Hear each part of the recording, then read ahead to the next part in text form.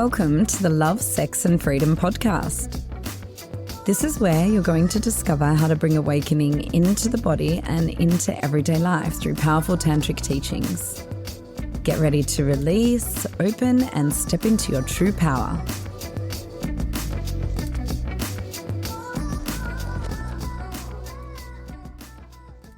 Welcome to live this week with my beloved Shiva Rajaya joining us. Welcome, my love. Hey, hi everybody. And this week we'll be speaking on a topic around tantric relationship magic. And I think one of the most strongest kind of resonant energies in our relationship is mysticism and magic. So we're really going to speak into some key aspects of relationship that in our dynamic has brought deep, deep levels of harmony, of intimacy, of friendships, and of navigating depths that both of us haven't been to in relationships before. So thanks for being here. It's a pleasure. You share a little bit about yourself, who you are, what your background is? I'm right now in Bali. I've been here for 10 years and I've been in the spiritual field for more than 30 years, exploring all sorts of traditions. And the Tantra has been an essential part of my life for the last 20 years or more.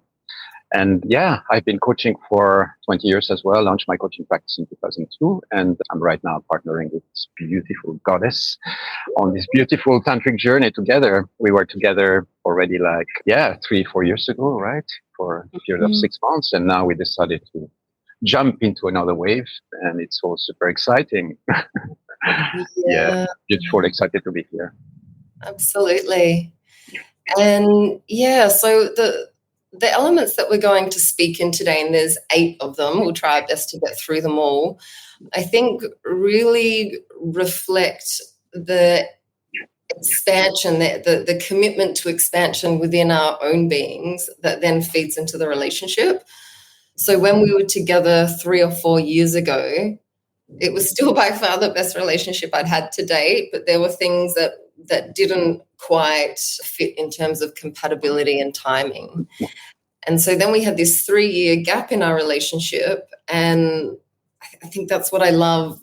There's so many things I love about you, but one of the things I love the most is your commitment to expanding and evolving and reflecting and shadow work and really looking at the ways to enhance joy, intimacy, pleasure, and aliveness. And that's what made it entirely possible for us to come together again, still as the same people, but such a deeper layer of our being that was more accessible in our partnering. Yeah, totally. I can see how much we matured over the last few years, and I can totally reflect those qualities back to you. I have the feeling that when we are together, I see a woman who is really dedicated to expand, to evolve, to check the places where life can be optimized one step further. And it's something that reflects in all aspects of your life. So that's something that we really have in common. It is the idea of keep on expanding, reaching beyond the limits of anything that we experience. And also daring to take some risks, to experiment with things that we didn't touch on before. So this is this is why it's such an exciting adventure, because we are both expanding each other so much into this journey. Absolutely. And so we might just start with, what is tantric relationship magic? And I love, when I think about magic, for me it's that aligning our intention, our thoughts, beliefs, and our actions to create change in one's perception or one's reality. And when you mix that intentionality and really working with beliefs and shadow thoughts that come in and expansive thoughts, and when we work with intentionality, which we can do together or ourselves, an action of how to bring in connection in a very intentional way. And you do that with a tantric element that says, hey, both pain and pleasure are welcome in this human experience. And we are what we think, what we believe, and how we behave. Then you put them together and we have tantric relationship magic. Yes, exactly. It works fantastically, right? Yeah. For me, the way I would define it is Tantra is a path of mysticism, right? And it's a path of awakening. It's a complete path of life mastery. That's the way I put it. So when we do that together, two beings coming together, like Tara and myself, when we come together, it's like we're dedicating the space to awakening, right? To going one step further into the awakening of our journeys.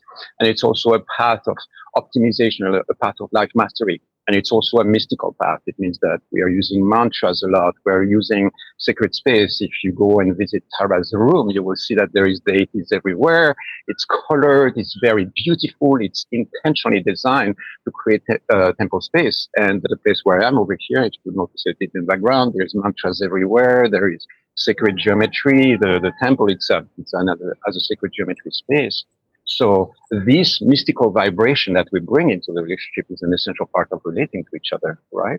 And so what this means is that when we come together, instead of just being Tara and myself, then we are really calling in a spirit, which is the spirit of Tantra or the Tantric temple. And so it feels to me that when we're relating, we are being guided as well very precisely into the expansion, into the expansion of our realities. So this idea that there is a third intelligence involved over here is not just Tara and myself. That's something that is in my mind all the time.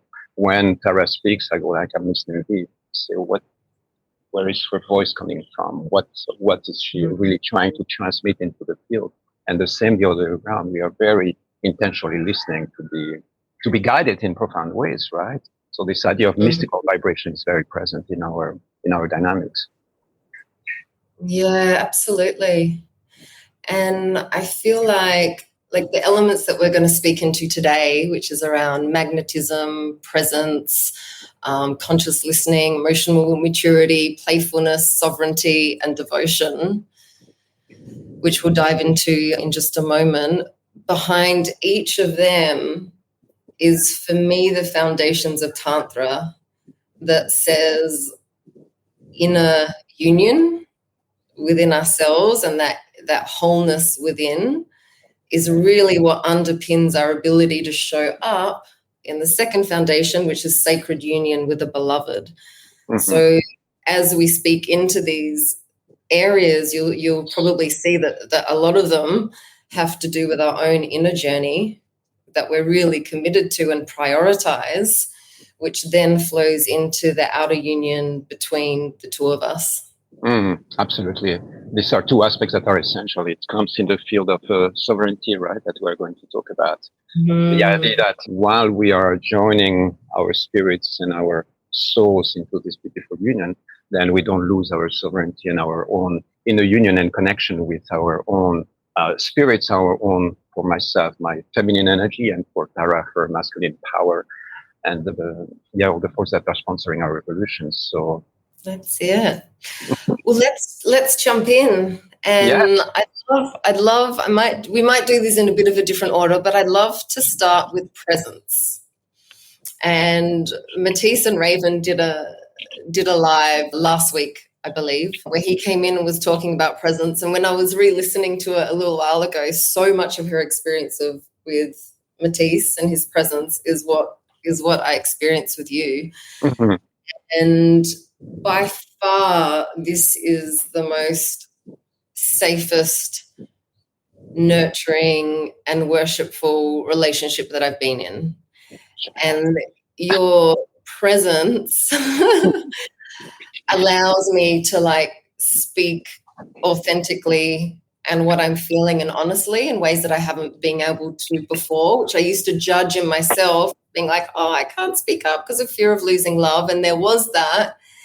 And there, the body knows, and my body knows that I'm very safe with you because you hold such incredible presence for whatever my experience is, whatever my sharing is, and whatever our togetherness kind of brings in the Shakti, Shakti of life. So, I'd love for you to just share a bit about how you experience presence in your being in relationship with the feminine.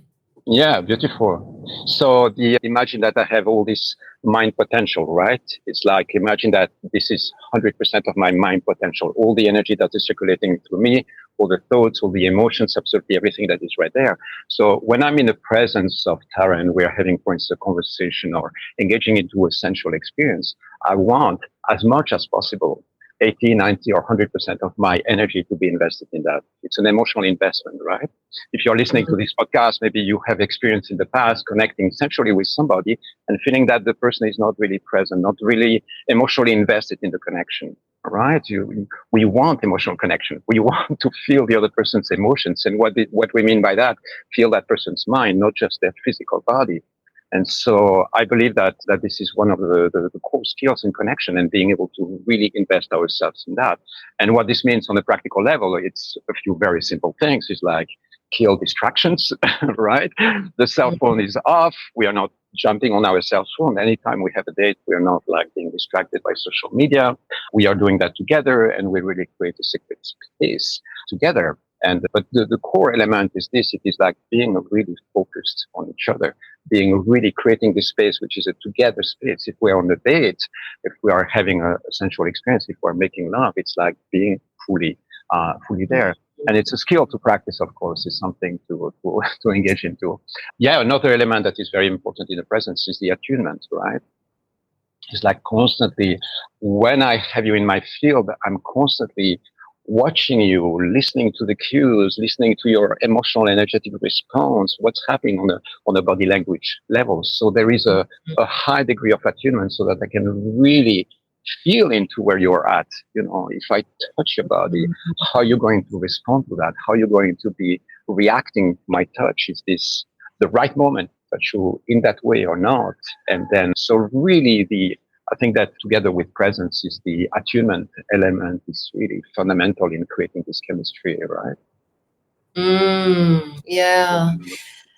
And the way that I experience you as well is, and just from knowing my own mind, I think that other part of presence and being like just clearing of distractions and showing up is also very much an internal job as well. What I notice about you just in general in life, not just in relationship, is how good you are at the thoughts that can be like zing, zoom, zoom, buzzing around, whether it's about relationship, whether it's about other aspects of your life, to keep your attention and presence like with your breath, with the present moment, and that when those inception thoughts come in, you can watch them and actually not engage with them and get carried off on that.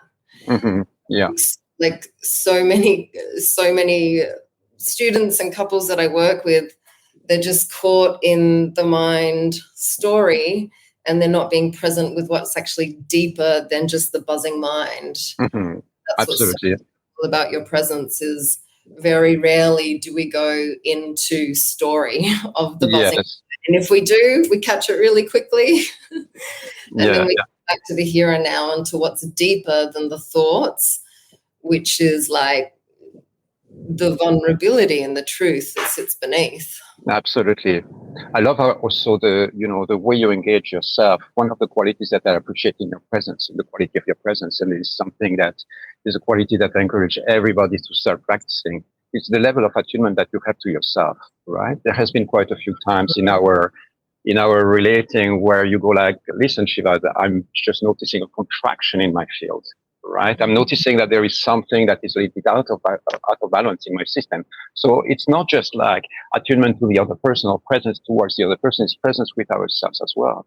And you're really a master of that, because anytime you notice that there is some form of dissonance coming into the field, then instead of letting it pass, you are going to give it some attention and then bring it into the field because it's present in the field. So instead of being distracted by things or getting, bypassing it, you go like, no, this is a level of presence. So it's not just presence towards the other person, it's presence with ourselves as well. For instance, if you notice that your body is a bit tense, you're going to shake or do something or do some sound. And so this is a profound level of attunement with your own needs as well. And that really expands our field because suddenly it's no longer, it brings really to the present moment. Amazing. Well, so the next one is magnetism. which is polarity. It's what, like, that chemistry that pulls us together, and so many couples struggle with maintaining that chemistry. And if I was to put it down to kind of two words, it would be gratitude and appreciation,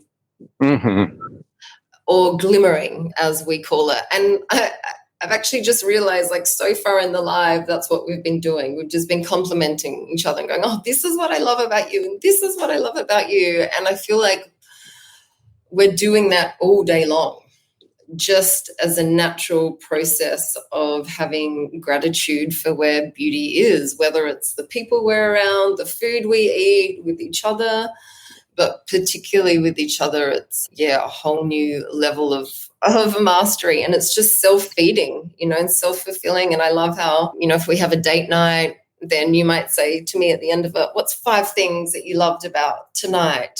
And where attention goes, energy flows. So it's no wonder, that the romance period can end, and then everyone's like, oh, I don't feel in love, and I miss that high. It's like, it needs feeding, it needs sustaining. And the more you bring your energy and attention to that, then the less your energy and attention is going into, the nitpicking and the criticizing. Oh, absolutely. This is such a brilliant explanation, and a brilliant way to put it in the way we're experiencing it. Very often in couples, what's going to happen is, like, I, as a man, I'm going to look at my girlfriend and say, oh, I love you. I don't have to repeat it. I don't have to say it. I don't have to explain it. And then at some point, my girlfriend might do something that is uncomfortable to me, and then I'm going to point out to that, and then criticize it, or bring an element that is going to create contraction, right? Criticism is, we can call that a little bit of a toxic conversation or toxic speech pattern. It's not toxic always. Sometimes it's useful, but very often it's going to hurt us. It's going to create a kind of contraction rather than opening. If somebody starts attacking me, then most of the times I'm going to kind of start shutting down a little bit in defensive mode, right?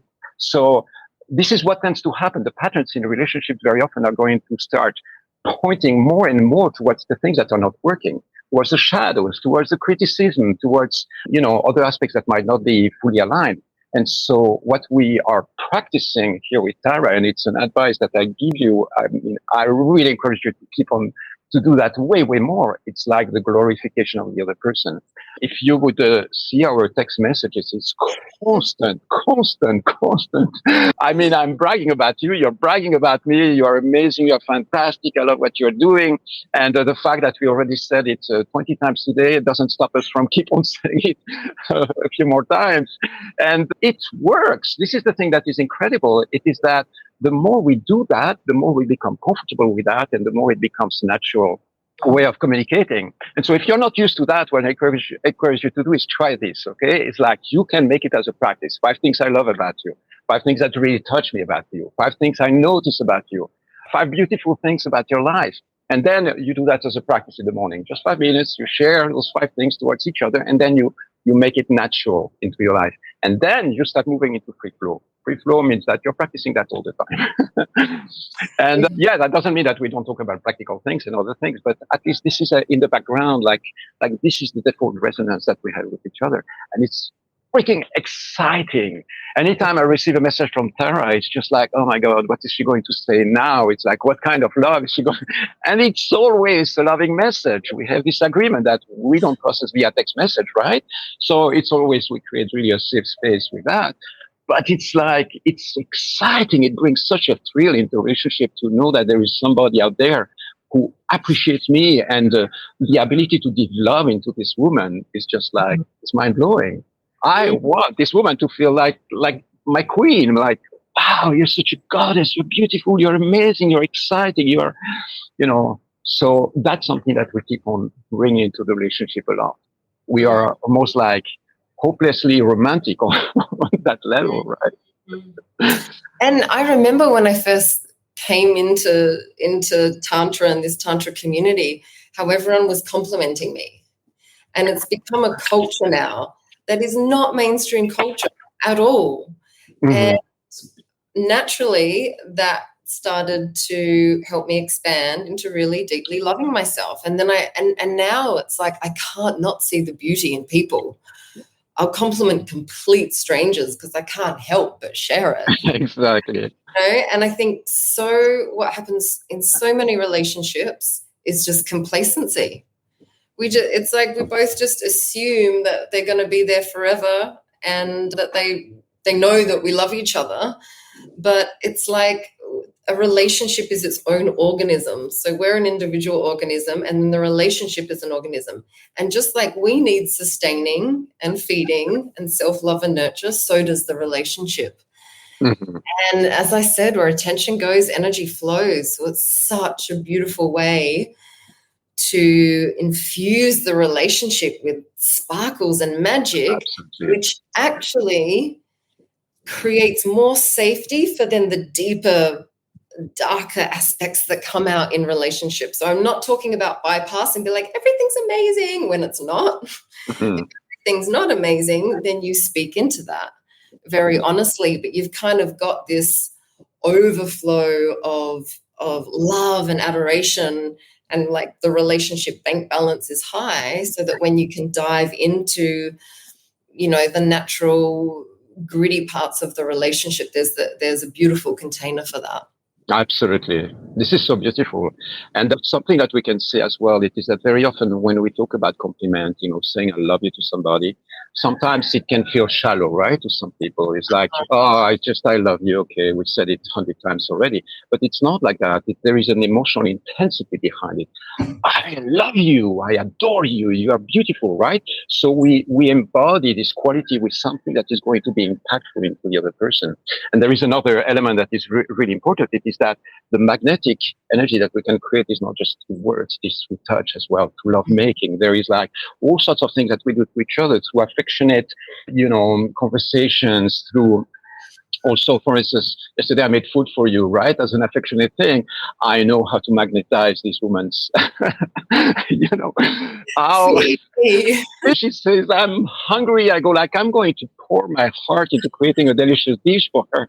This is also part of the magnetic, engaging into projects together or engaging into flowing. Like, for instance, if we come up with an idea, then opening up to the possibility of this idea. If Tara goes like, I want to go to the beach, I say, maybe we should go to the beach today. Let's do it. Let's try. Let's explore. So being really open instead of blocking the energy, right? So if in your field you go like, the question that you can ask yourself is, how magnetic am I in the relationship?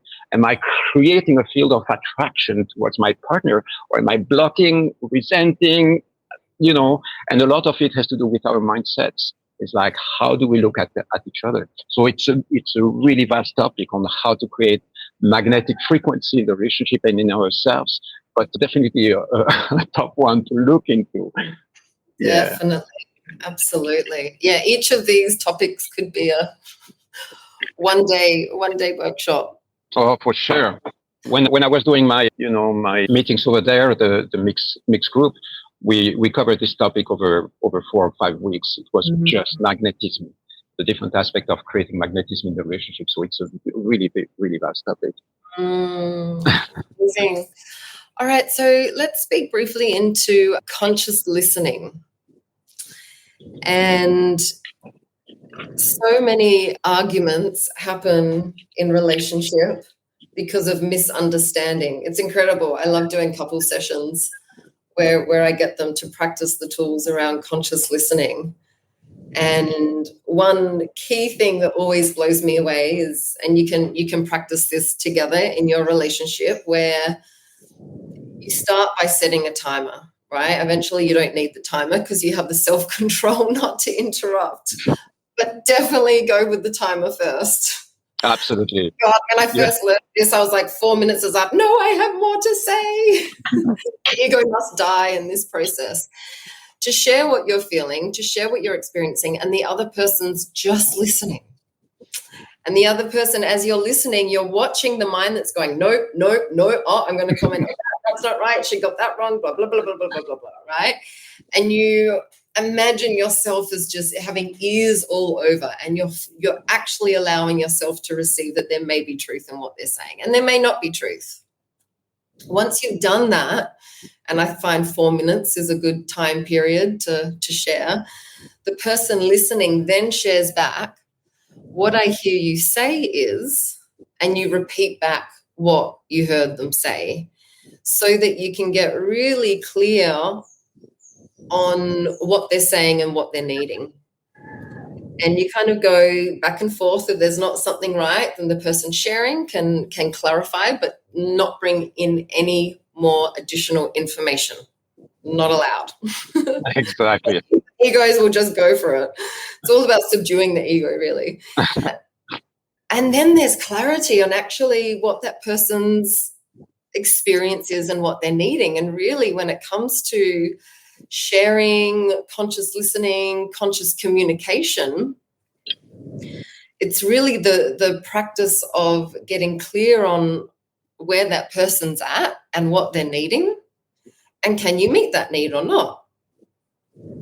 And then you just get honest in the relationship rather than being, again, up in the mind level of arguing and bickering and wasting years in that space. This practice allows you to drop into conscious listening, conscious communication, to get to the core of what is it that you're needing in relationship that currently is causing a contraction. Mm-hmm. Can the other person meet it or not? And it's a great way and a very fast track to working out whether you're compatible with your partner. And all of my two previous marriages and relationships, I'm like, wish I had this tool back then. Exactly. That's so beautiful. Something else that we can use is a talking stick. The person who is holding the stick is speaking. And I totally agree with you. This thing about, I hear you. Thank you for sharing your truth. Here's what I heard you say. This sequence is like a game changer. And the timer as well, a game changer. I do 5 minutes. Sorry, not 4 minutes. But still works. Here is the thing that is really important is that when Tara is speaking, she wants to be heard. She's not just speaking out of, she wants me to actually listen to what she's saying. And if I'm like in my head already kind of thinking of how I'm going to answer that, how I'm going to reflect it, how I'm going to contradict her, how I'm going to oppose what she's saying, especially if she's saying something that might be challenging, then we're already completely missing the point. It's like when I'm receiving something that might be challenging to be received, I have to breathe. I have to be present, shut down, don't speak, and let her follow up for the 4 minutes that we have the timer. Once the 4 minutes are over, take a pause, take a deep breath. Okay. Oof. That was fantastic. I love what you're sharing, or sometimes. But before offering reflection, thank you for sharing your truth. I really appreciate you taking the time to really voice that. I understand it might have been challenging to voice it or something like that, especially on topics that might be challenging, right? And here is what I heard you say. And then I repeat what you said. And then, did I miss anything? Is there anything else that you would like to add? And then we can do another round if there is more.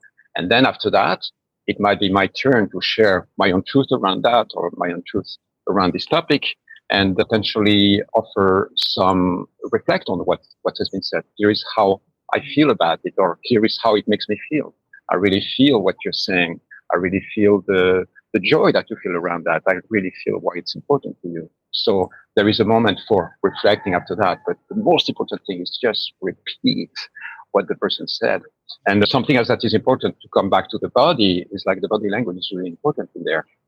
It's like I'm listening on a multidimensional level. What's underneath? What is she really saying? What is the emotion contained? What's the nature of her body language? Is she communicating from a place that is really open and happy and radiating, or is there contraction or fear? Is her voice trembling and all that? So really listening on a multidimensional level. Mm-hmm. And I think that being genuine in that as well. So part of that multi-dimension, just going to have a vulnerable sharing here, but when I first practiced this with Tantra with my previous husband, it was the way that the ego came in was gnarly. It would be like, what I heard you say is you don't care about me, you don't have time for me, and that you don't think I'm good enough. And he's like, what? So, like, you genuinely want to show up for your relationship holding love as the intention, even if at periods you want to destroy your partner because there's anger there. It's like, yes, allow yourself to feel that anger for sure. Anger is a very important emotion to feel in relationship, to see what's beneath that, right? What's out of alignment.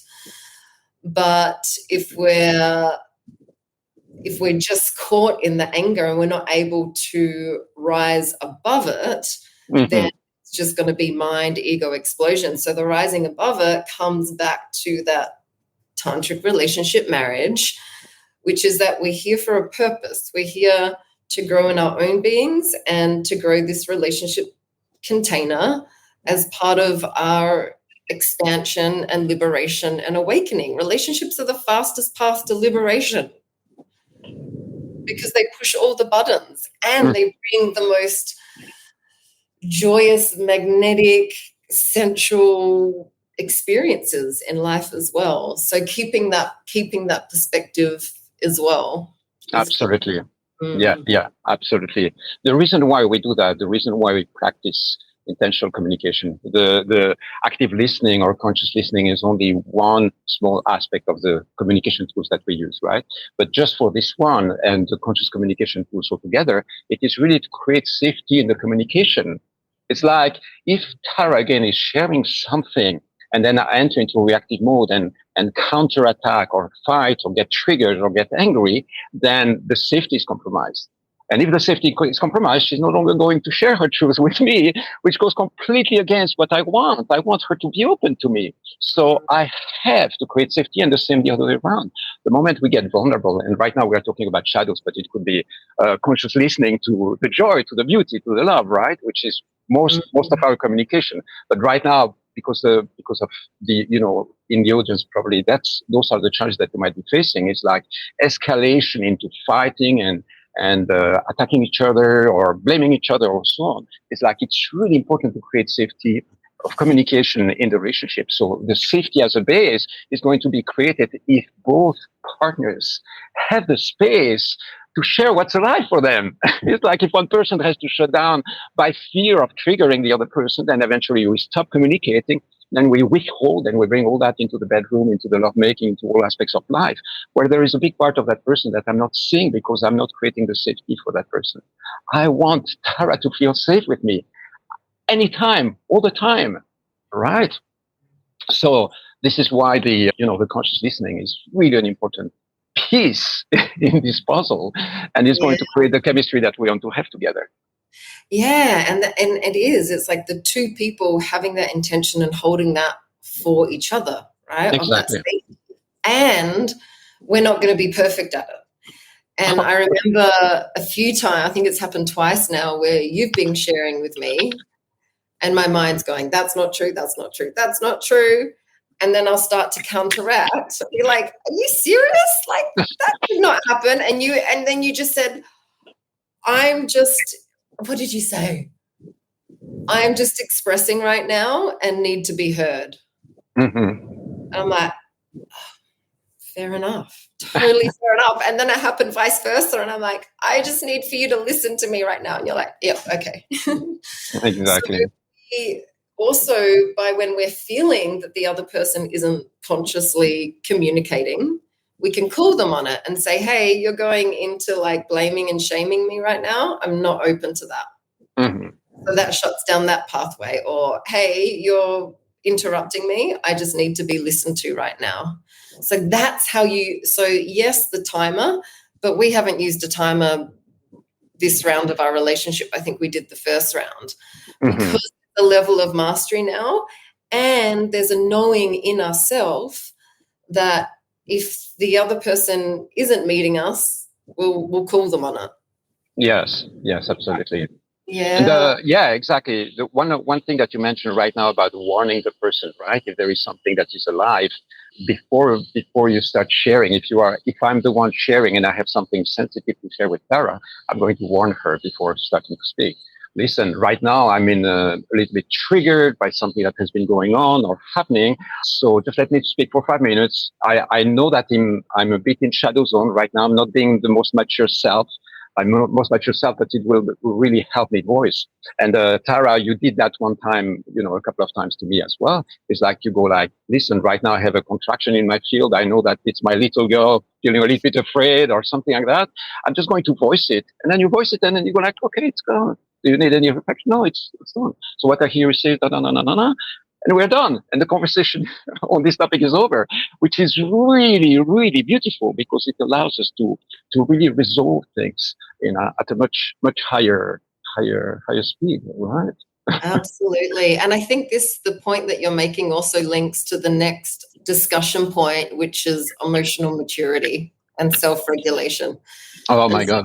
This is probably, I think, it's the top non-negotiable in relationship. Yes. Is that, that your partner needs to be able to hold their own emotional body and process that in a way that they can resolve internally and not just through the relationship. Otherwise, the relationship's just exhausting. Oh, my God. For both sides. Absolutely. Yeah, and it doesn't mean that we don't emotionally process together, but it just means that even when we're together, in like a challenging conversation or experience, I'm aware that I'm holding my emotional body in that moment as I'm feeling whatever it is, fear, pain, frustration, sadness coming up. And in doing so, it enables me to stay in connection with you when we're in process rather than causing separation and, that feeling when you're having a conversation but you're in separation. Absolutely. And we haven't done that this time. No, exactly. We are navigating this time with so much ease and flow. It's like we've got all these tools now, but we don't need to use them anymore. Yeah. In a lot of it, I mean, we are bragging here a little bit, but it's the truth. There is a moment where we enter into this free flow and everything becomes easier and easier, and it's just part of what we are experiencing right now because of this level of maturity. On the topic of emotional maturity, what comes to mind to me is that if I'm emotionally mature, I want to be able to self-reflect. I want to be able to take responsibility for my emotions, for my emotional state.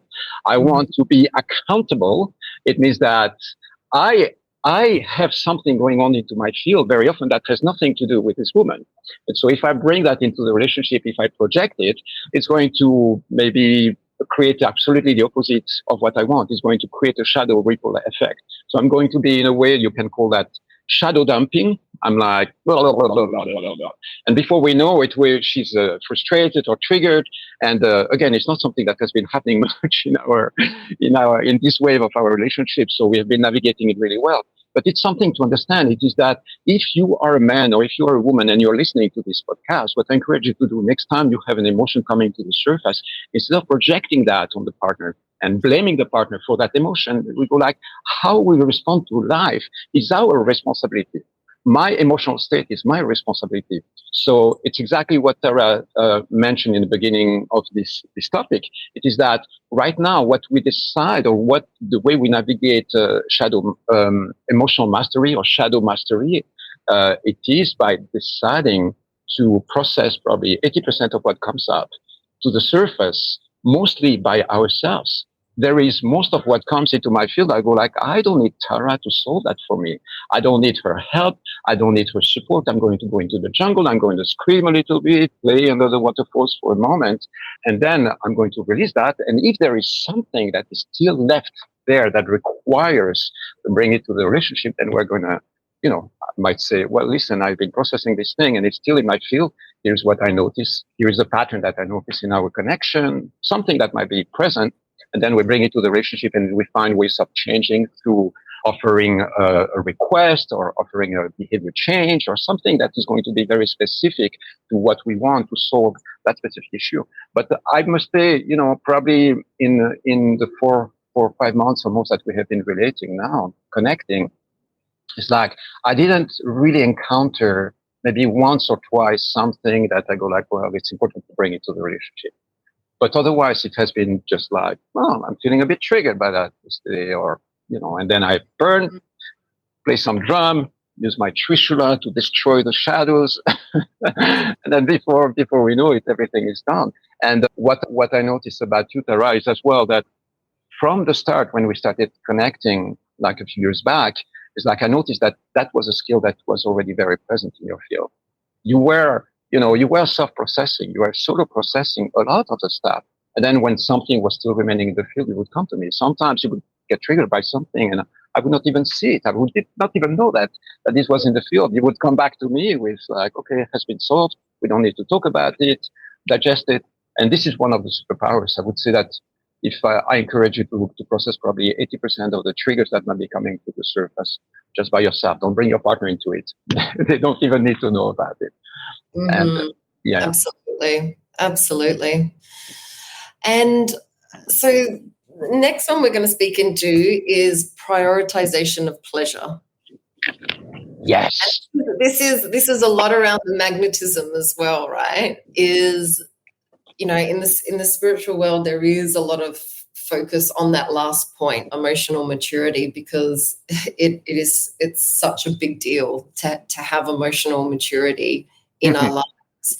But once we've got that foundation of emotional maturity, what happens is that then actually we're more clear and open to receive pleasure. That's why we're always saying pain and pleasure are the two sides of the same coin. And emotional maturity is really having the capacity to be with whatever your emotions and like experiences are and the sensations in your body, and to sit with that and feel that. Because anytime we go into the mind or the conversation without feeling it, it's just an avoidance of pain. But once we have a level of comfortability in feeling pain and prioritizing that, then what actually happens is our capacity to be with pleasure in our experiences and pleasure in our sensations also grows. Absolutely. And so the life shifts from being this like heaviness of the emotional body that we've just been suppressing for a lifetime into expanding into more pleasure. I love experiencing pleasure with you, Tara. In so many ways and so many dimensions. It is it's precisely one of the core elements that allows us to dive deeper into pleasure, is precisely the fact that there is lots of safety. So instead of being in a state of contraction, instead of being like, okay, my God, what's going to happen? We're like so relaxed into each other's presence.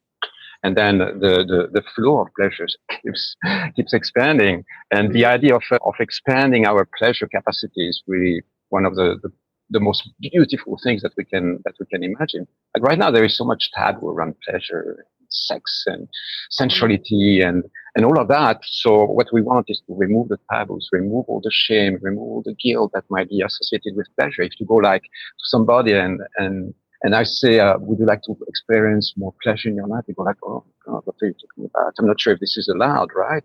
There is a whole culture in the Western world of trying to suppress pleasure because pleasure is dangerous. And so we want to enter back into this space of sensuality, both men and women, and be able to navigate it from that place. And a question that I ask myself when we are in interaction is, how much pleasure are we experiencing right now? How can we expand our pleasure capacity? What else can we do that is going to expand that? Oh, we need some oils. We need some flavors. We need some, we need to be in nature, or we need to go to the spa, to be in a hot spring or a hot pool. We need to, in the way I touch you or in the way you touch me, it's all like expanding each other's pleasure capacity. And it's a beautiful way of navigating the relationship. And the question is like, how much pleasure can you take? How can you? And another question, if you're not in a relationship right now, it doesn't mean that you cannot experience pleasure, of course. It's like, you go like, does that give me pleasure in the choice that we make every day? That's one of the questions that I ask myself. Does that give me pleasure? Is it fun? Does that give me satisfaction? If it's not pleasurable, then fuck it. But that's something that we can do. And I think it's a beautiful exploration. Instead of aiming for more money, more abundance, you can go like, aim for more pleasure and do that for a week and see what happens. Mm-hmm. I love that. I love how you called that pleasure choices as well, because it applies in the bedroom and out of the bedroom. For So sure. you're not going to be experiencing high levels of pleasure in the bedroom if outside of the bedroom you're just working the 9-to-5 grind. You're going to get home exhausted and aren't going to feel that aliveness and energy for that. Sure. Whereas what I love about the path of Tantra, and for me it's actually the path to awakening, is to keep choosing what expands us, what lights us up, which makes us feel great. And that's really fucking scary to do, because we've grown up in a society that has completely shut down our connection, yes, with our pain, but equally with our pleasure. Mm-hmm. If people were in touch with their pleasure and their experience and sensation around pleasure, they probably would have like half the world quit their jobs and be like, what the fuck am I doing? Absolutely. Living to what? Finally be able to retire at 65 or 70? Yeah. So, yeah, I feel like that's when you're following pleasure. And if you haven't done our Align online course, definitely check that out. It's all about how to align yourself with pleasure. And it sounds all like fun and it's amazing. And it's like, it's challenging, because it means that you have to actually let go of work, relationships, living situations, friendships, habits that aren't bringing you pleasure in your life. Mm-hmm. But for me, it's one of the quickest paths to expansion. Absolutely. Absolutely. And if you're right there, you wonder where to start, just breathe.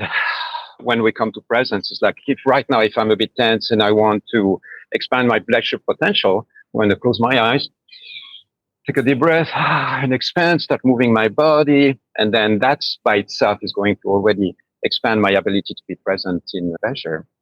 Mm-hmm. Hey, listen, Tara, we are at 47 minutes in the podcast, and there is a few questions. I mean, we can cover the other topics. Questions. I feel like we've answered all of them. What are some practices in and out of the bedroom to help with this? So we've spoken into them. First one for presence is to really, when you're together, create that space and be attentive with your partner and not in the mind. Mm-hmm. Second practice was around magnetism. And that's a simple 5 things I love about you, right? Start focusing on gratitude. Mm-hmm. The third one was with conscious communication. You can use the timer, 4 to 5 minutes. One person speaking, one person listening, and then the other, once they've listened, they say, what I hear you saying is, and you get really clear on that. The next thing was emotional maturity, and that's around, really committing to a self-practice. And look at Instagram, my page, Raven's page, Academy page. We talk a lot about that, right? That emotional maturity. And then with prioritizing pleasure, really start expanding your pleasure potential. And a lot of that is coming into the moment, coming into the body, and feeling what would feel good right now, what would feel expansive right now. So there's some key practices. So the 2 questions that we have is, the first one is how to do this when both people are exhausted after work and children. So we'll start with that one.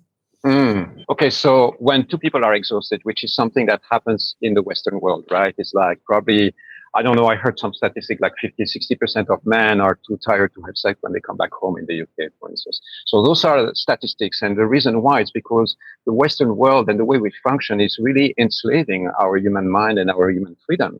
This is why we need to go on holidays to recover and to regenerate. So it is a battle for survival of your relationship, for the fun of your relationship. So if you're both exhausted when you come back from work and the children and everything, you need to go to battle. You need to go to battle to create space for your relationship and for romantic time. And so the battle is on the scheduler, right? It's like you have everything scheduled. You know that every day it's just like really everything is really well organized and planned. You need to put somewhere in the calendar, in your scheduler, you need to put some time for romantic time. And this is what we're doing, Tara and myself. We are both very busy beings. We both have mission. We both have that. And what we do is like, Wednesday, that's it. That's tantric dates. Sunday or Saturday, we have another window. And those are the ones that are scheduled. And if we didn't do that, our relationship might potentially not grow the way it's expanding. we might miss lots of windows because there would be always a reason not to meet. There would be other things or the distractions, other people wanting to see us. So quite a few times when Tara receives an invitation to do something on Wednesday, she said, no, I have my tantric date with my Shiva, right? And the same for me. So only a few times, we had to reschedule for different reasons, but basically having that in the calendar over there is really important. So if you don't see the moment, you don't see time in your schedule, in your week, when to do that, create that time. It's really important. This is a matter of survival for your relationship. A relationship that doesn't have sensuality and sensuality and connection and intimacy and romance eventually dies out. It's like we enter into comfort sinking, we relax into that, we become really complacent with all of that. So I encourage you to really go to battle, do whatever it takes, talk to your partner, listen, we need to do something about it, and be like, non-negotiable, this is a request, it needs to happen, or our relationship is going to collapse. Yeah, put your heart and soul. Be passionate about it. Be passionate about defending your relationship. This is a matter of life and death, It's something really important that everybody around you will benefit from. So take time for your romantic energy. Take time for having sex with your partner, for having juicy explorations, go on holidays, do something, whether it's on Saturday, the whole day, or 1 hour in the evening sometime, but put it in the schedule as something that is high priority. Absolutely. Absolutely. And I think there's micro ways of doing that and macro ways of doing that. So macro ways, going on a holiday, like good quality time out together. And during the week, having 2 date nights a week, let's say. And in those date nights, that does not include watching Netflix, talking about your day all day long or working on a project together. It's like you're out of the mind, you're in the body, and you're in romance zone. And sometimes we'll go to spa and do like spa, sauna, cold plunge. Often Shiva, pretty much every time makes a fire, sets out a bed under the stars, and we'll do tantric ritual and make love under the stars. And then there's the micro moments. And the micro moments are what we've been speaking into about conscious communication and magnetism and presence, of just how you relate to each other through the day. And that first practice of being grateful and appreciative and adoring in our communication of gratitude throughout the day is an amazing relationship prioritization that doesn't take any extra time, because you're just going about your day. You're just changing the way that you speak to each other into something that's positive and stimulating and fulfilling. Mm-hmm. Yeah. So beautiful. Yeah. And then the other question that we haven't answered is, what's been the hardest part of navigating relationships, and what's your advice to navigate that through? Okay, so I'm going to talk for myself, right? Self-reflecting. What for me I found has been the greatest challenge, and it's not a problem. It's not hard. It's a challenge, and it's exciting to navigate.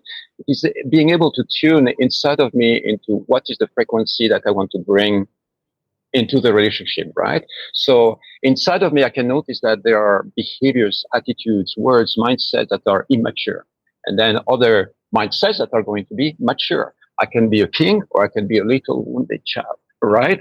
Or I can be in a place where I'm not master of my emotions. I'm being reactive to things. I'm not being conscious, not being present, and all that. So let me just show you one chart over here.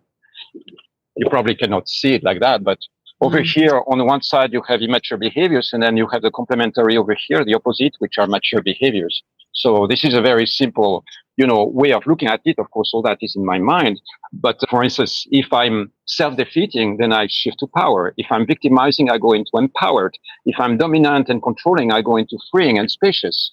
So mastering that and being able to tune into the frequency that I want to go, so that I manifest a mature Shiva, not just for this woman, but for life in general. But in relationships, that's the place where this gets tested, because there's plenty of times where I go, it's like this little victimized boy, wounded, that wants to come to the surface. What about me? And I go like, I love you. You're beautiful. Let's go and talk about this later. You and I, we're going to have a conversation, but Tara is not really, that's not going to glorify our relationship. So sometimes, sometimes she will be like, oh, that's sweet, that's kind, that's something. Every now and then it can come to the surface, immaturity, shadows.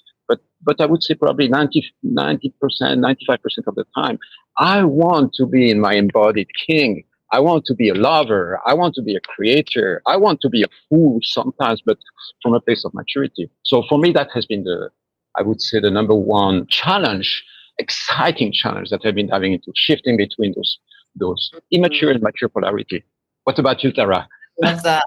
Yeah, so essentially out of the ones we spoke into, your challenge or your excitement with that challenge is emotional maturity.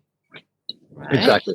Yes. I would say that for me, it's been around conscious communication has been my biggest challenge in relationship because of my upbringing and the experiences that I had. My ability to communicate what I was feeling has always felt like walking into a lion's den where I'm about to get torn apart.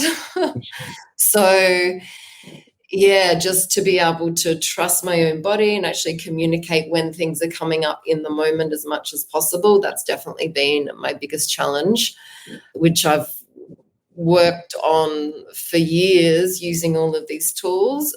But in the relationship now with you has been the most fully expressed I've ever been, and it's been absolutely fucking liberating to just be myself and not modify myself because I'm constantly trying to like risk assess whether my partner's going to be upset with me, that fear of losing love, the abandonment wound. Whereas with you, I feel so loved and so chosen and so safe. And you're constantly supporting that through what you share with me when I'm expressing myself, that I just feel safe to be myself, all of me. And through that, it's always like the deepest wound in relationship is also the deepest liberation for ourselves. And through that, I'm learning to trust myself on a whole new layer. Oh, that touches me so much.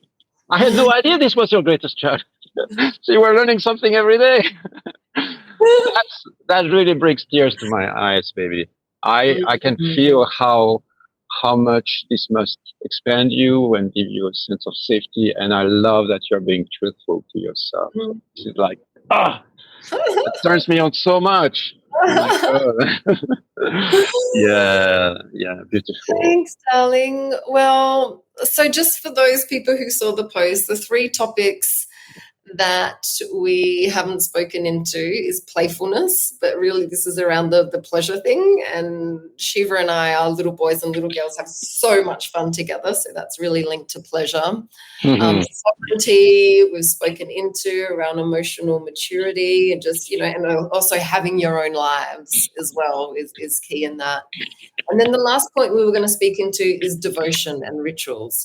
And that's what we've also already spoken into with like date nights and presence, where when you're coming to connect with each other, light a candle. If you have an altar in the space, then, light up your altar, light some incense, play some music, and create a devotional space, an intentional space for when you're connecting with each other.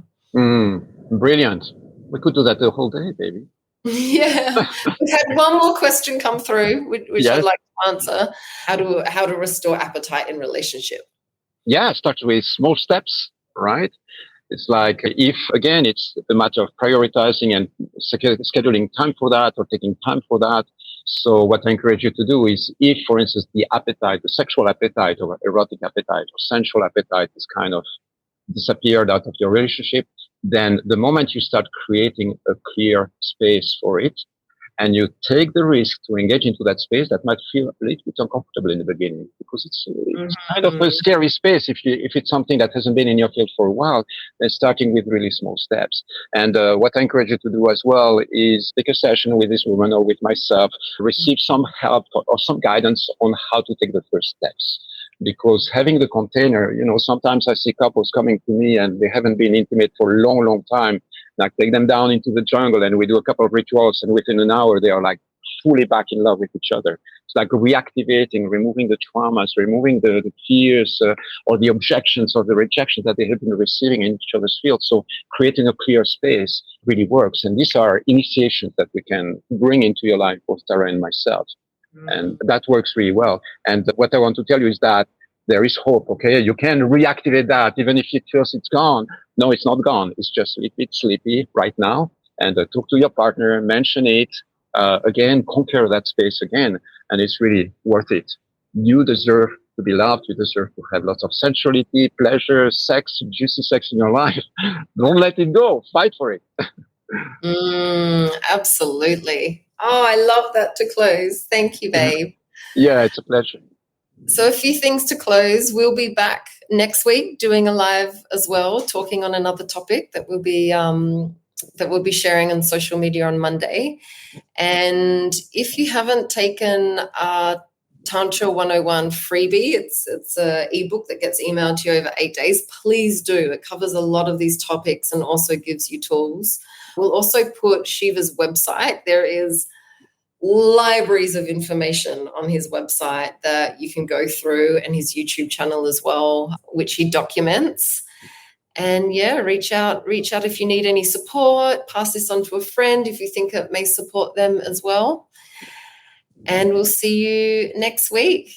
Thank you, Shiva, for being here and sharing your wisdom. I'm so glad everyone got to hear your wisdom. It's such a pleasure to share that with you. And yes, feel free to reach out. I love receiving questions. I might not answer everything in detail, but knowing where you are at is really important to me so that we can tune into the audience and we can tune into the next week's podcast, right? Next week's conversation. Absolutely. Tara, you're amazing. Thank you for opening the space to receive me in that. And thank you to the Embodied Awakening Academy for being such an incredible platform and bringing all this juicy content into life. I love you all. You're doing an amazing work, especially you, Raven, and Métis over there. We love you. Love you all. Bye. Bye. Thanks for listening to the Love, Sex and Freedom podcast. For more great free resources, in-person and online workshops, and our retreats, find us on Instagram and Facebook at Embodied Awakening Academy or visit embodiedawakeningacademy.com.